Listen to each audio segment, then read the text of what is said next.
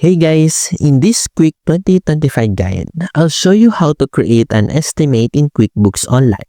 Fast, professional, and easy to send to clients. First, log into your QuickBooks Online dashboard.